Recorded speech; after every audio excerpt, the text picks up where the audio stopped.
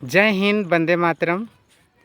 मैं 62,000 सहायक अध्यापकों के बीच बड़े भारी मन से, बड़े दुखी मन से, बड़े निराशाजनक मन से आप सबों के बीच में उपस्थित हुआ हूँ। मैं आप सबको बताना चाहता हूँ कि मित्रों, इस हिटलरशाही सरकार से, इस तानाशाही सरकार से सहायक अध्यापकों को उम्मीद रखना बेकार है। बेकार नहीं, बहुत बेकार है, क्योंकि इस सरकार से कुछ मिलने वाला है नहीं। पारा शिक्षकों के उम्मीद में, 62,000 सहायक अध्यापकों के उम्मीद में पानी फिरा। सरकार बनाने से लेकर के 4.5 वर्षों तक इंतज़ार किया कि इस बार 12 नहीं तो 14 अगस्त को ज़रूर फाइनल डिसीजन होगा, 15 अगस्त में घोषणा होंगी।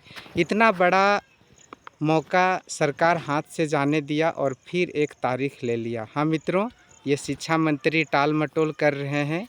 ये देने वाले कुछ हैं नहीं, सिर्फ और सिर्फ बहानाबाज कर रहे हैं, नौटंकी कर रहे हैं और सहायक अध्यापकों को बहला फुसला रहे हैं। अपने आप को बचने और बचाने की कोशिश कर रहे हैं कि मैं बदनाम ना हूँ और मैं सरकार को भी बचा लूँ और अपने आप को बचा लूँ। तो पारा शिक्षक दूध पिया बच्चा नहीं है कि आप उन्हें बहला और फुसला लेंगे।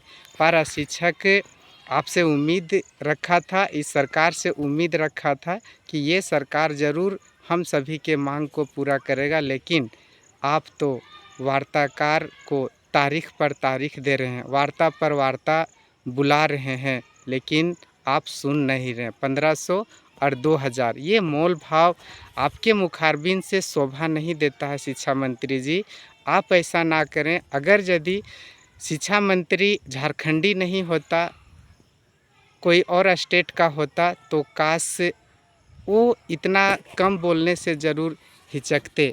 आप कहते हैं कि सरकार कोरोना काल से गुजरी है। क्या सहायक अध्यापक कोरोना काल से नहीं गुजरा है?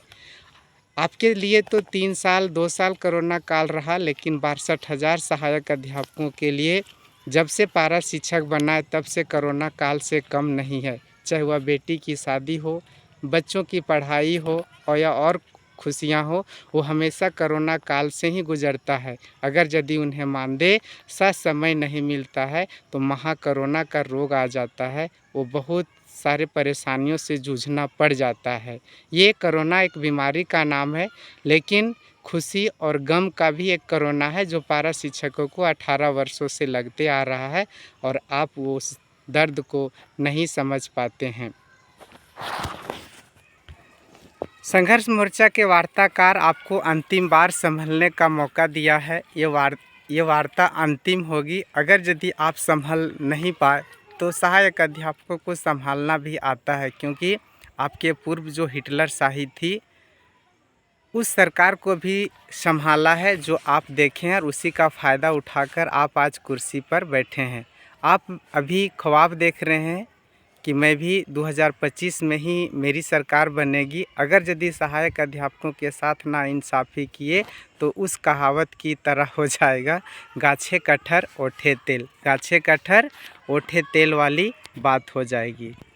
संघर्ष मोर्चा के वार्ताकारों से मेरा एक आग्रह होगा, एक निवेदन होगा कि हमारे पूर्वजों या हमारे बुजुर्गों ने एक कहावत कहा है कि भूत जो होता है, लात का भूत बात से नहीं मानता है। इस बात को लेकर के आप वार्ताकार में घुसें और समझें कि लात का भूत जो होता है ना, वो बात से नहीं समझता है, वो प्यार दुलार नहीं समझता है। तो इस तरह से इस बात को ध्यान में रखते हुए 22 अगस्त को अंतिम मौका आप दिए सरकार को संभलने का, ये बहुत अच्छी बात है। लेकिन आदर्श आचार संहिता भी एक मंडरा रहा है, उस बात को भी ध्यान में रखते हुए 62,000 सहायक अध्यापकों के लिए काम करें और सरकार के बहलावे और फुसलावे में ना आवें, क्योंकि ये सरकार देने के मूड में नहीं है। देखिए, अगर यदि एक सच्चे झारखंडी के तौर पर ये समझते हैं दर्द को और कुछ कर पाते हैं, तो देखना अब दिलचस्प होगा कि 22 अगस्त को अंतिम बार वार्ता के लिए बुलाए हैं। अब वार्ताकार को ये खुश करके भेजते हैं या नाराज़ करके भेजते हैं, चाहे वह सी टेट हो, जे टेट हो, आकलन हो, जो भी हो, इन्हें सम्मान देना चाहिए। अगर यदि झारखंड के गुरुजन ही खुश नहीं रहेंगे तो बच्चों का भविष्य का क्या होगा। तो शिक्षकों को मजबूर ना करें। शिक्षा मंत्री जी, आप कुछ ज़रूर पहल करें। मीडिया में आते हैं तो कितनी अच्छी अच्छी बातें करते हैं, लेकिन जब वार्ता में बैठते हैं तो आपको कौन सा परेशानी आ जाता है क्या? आईएएस अफसर, शिक्षा सचिव, अधिकारी, ये सब आपको नट बोल्ट टाइट कर देते हैं क्या? तो आप भी सलाई रेंच ले के बैठिए, लेकिन आप सहायक अध्यापकों के लिए कुछ करिए। जय हिंद, जय भारत, जय एकीकृत संघर्ष मोर्चा। अब सभी 62,000 सहायक अध्यापकों का एक तारीख अटक गया है। 22 अगस्त 2024 को 62,000 सहायक अध्यापकों के लिए क्या होने वाला है।